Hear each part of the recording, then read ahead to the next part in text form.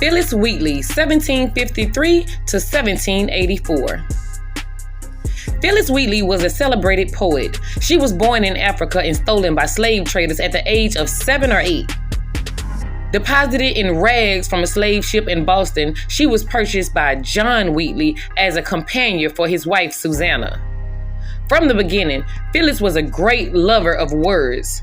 Susanna taught her to read and write, and within a year and a half, Phillis Wheatley was a fluent master of the English language. She devoured all the books she could find and preferred Alexander Pope to all others. At 14, Phillis Wheatley wrote her first poem, which historians Lorian Bennett called a blank verse eulogy of Howard University. Printed in Boston in 1770, it began her life as an internationally celebrated writer.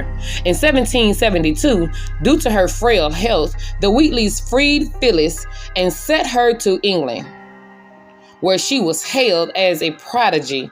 Her book, Poems of Various Subjects, Religious and Moral, was published with a foreword signed by men such as John Hancock.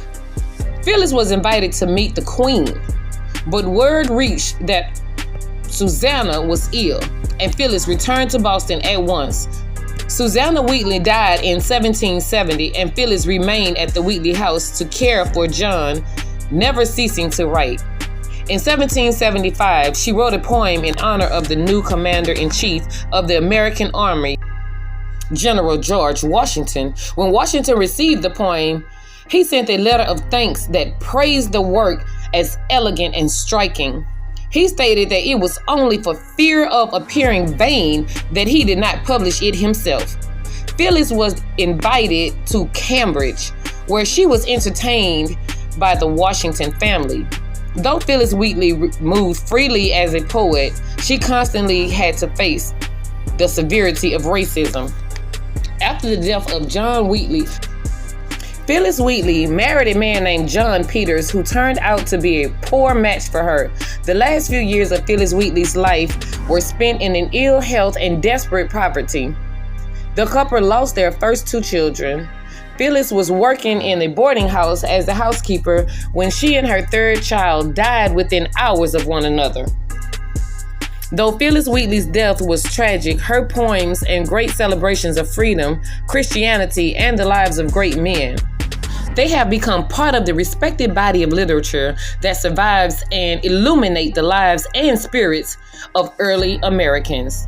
Phillis Wheatley, 1753 to 1784.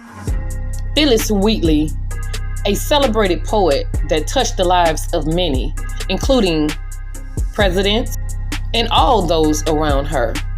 Thanks for watching episode 4 of 100 African Americans Who Shaped American History. Please like the video and subscribe to the channel to see who we will celebrate next. African American history at your finest.